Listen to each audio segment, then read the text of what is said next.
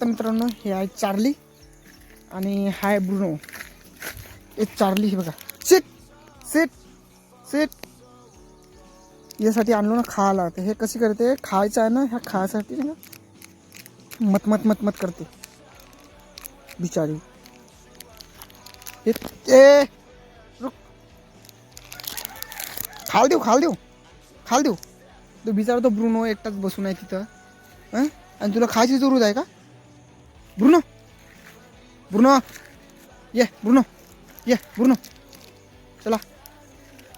अभी लड़ मत है, इसके साथ मत लड़.